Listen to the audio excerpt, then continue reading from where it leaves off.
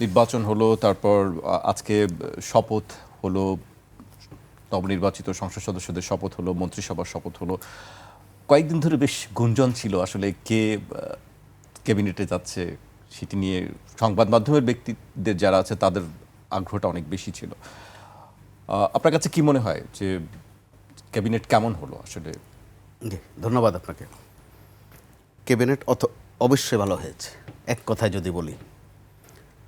তার সাথে সাথে লেজ লাগিয়ে বলতে হয় যে এবারের নির্বাচনটা কিন্তু শুধু ক্ষমতার পালা বদলের নির্বাচন ছিল না, একটা গুমুট ধোঁয়াশা অবস্থা কাটানোর একটা নির্বাচন ছিল, যেটা রাজনৈতিক সরকার দরকার মানে একদম জরুরি, আবশ্যক।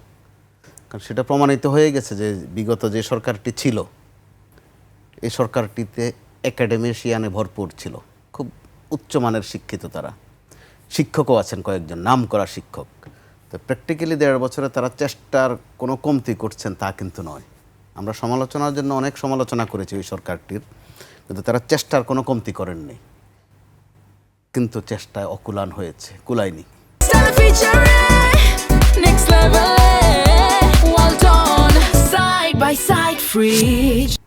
তো সেটার একটা কারণ হয়ে থাকতে পারে যে রাজনৈতিক দলগুলো এই সরকারটিকে তেমন সহায়তা করেনি।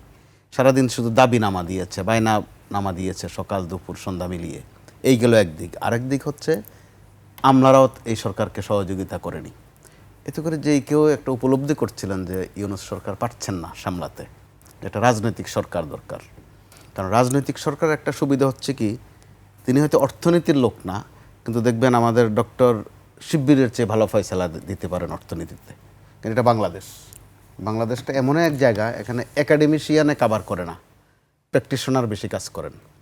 ধরেন এই ক্যাবিনেটে যেমন আসছেন আমির খসরু মাহমুদ চৌধুরী, আব্দুল আওয়াল মিন্টু, বা রশিদুজ্জামান মিল্লাত, অথবা জাকারিয়া তাহের সুমন, অথবা আমিনুর রশিদ ইয়াসিন, তারা কিন্তু একজন একদম প্র্যাকটিশনার, মারাত্মক প্র্যাকটিশনার অর্থনীতির প্রশ্নে।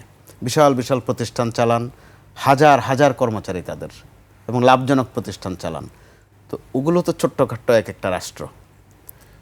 ওই দৃষ্টিভঙ্গি থেকে আমরা বলতে পারি, কারণ বাংলাদেশের এখন যেটা সবচেয়ে জরুরি, এই সরকার যে একটা ঝুঁকির মধ্যে এরই মধ্যে পড়ে গেছে।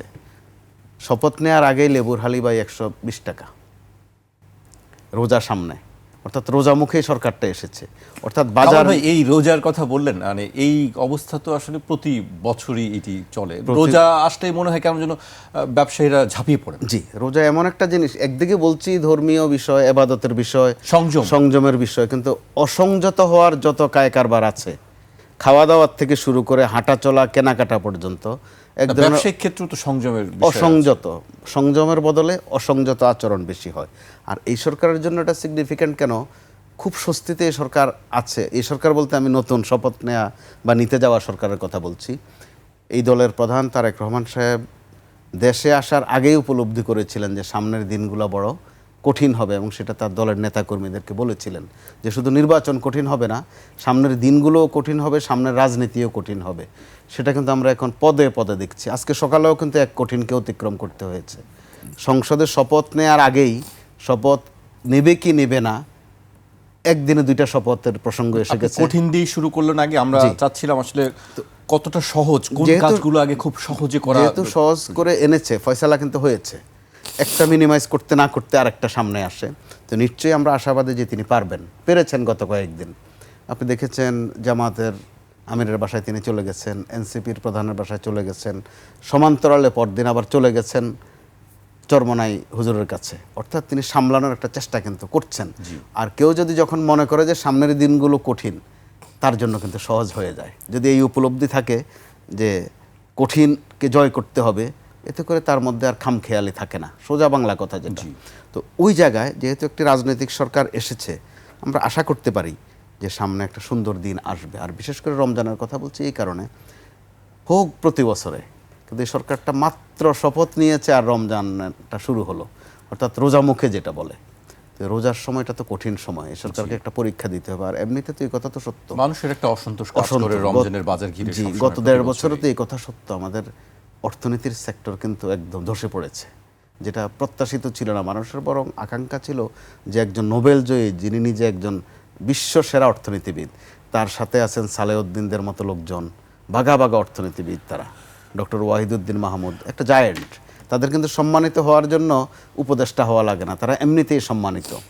তো তারপরও নিষ্ঠুর সত্য হচ্ছে চেষ্টা করেছেন, বহু পদক্ষেপ নিয়েছেন, কুলাতে পারেননি। কিন্তু তো ওই জায়গায় রাজনৈতিক সরকার পারবে, এটা একটা সাধারণ মানুষের একটা দৃঢ় বিশ্বাস, আর ব্যবসায়ীদের একটা বিশ্বাস। কারণ ব্যবসায়ীরা কিন্তু নিষ্পেষিত হয়েছে আওয়ামী লীগের শেষ 3-4 বছর মারাত্মক পর্যায়ে, মুখ খুলে বলতে পারেন, কিন্তু হোঁ হোঁ করতে হয়েছে। গত 1.5 বছরে আবার ব্যবসায়ীরা হয়েছে চরমভাবে তাচ্ছিল্যের শিকার। তারা এই সরকারের কাছে, অর্থাৎ ইউনূস সরকারের কাছে তারা কিন্তু এন্ট্রেন্স পায়নি। চেষ্টা করেছে মাঝে মধ্যে একটু মত বিনিময় করতে, একটু কথা বলতে, কিন্তু না, দেখা গেল যে বরাবরের মতো এই ব্যবসায়ীদেরকে মাঝে মধ্যে খলনায়ক বানিয়ে দেওয়া হয়েছে, ভিলেন বানিয়ে দেওয়া হয়েছে, সমানে সবাইকে অপরাধী সাব্যস্ত করা হয়েছে, যেটা আমাদের অর্থনীতিতে কিন্তু চরম ধাক্কা দিয়েছে। তো রাজনৈতিক সরকার নিশ্চয়ই একটা মিনিমাইজ বোঝে, তারা রাজনীতিবিদদের ওই অভিজ্ঞতা আছে কিভাবে মিনিমাইজ করতে হয়, সবাইকে একমুখী করা যায়, একমুখী করা না গেলেও অন্তত কাছাকাছি আনা যায়।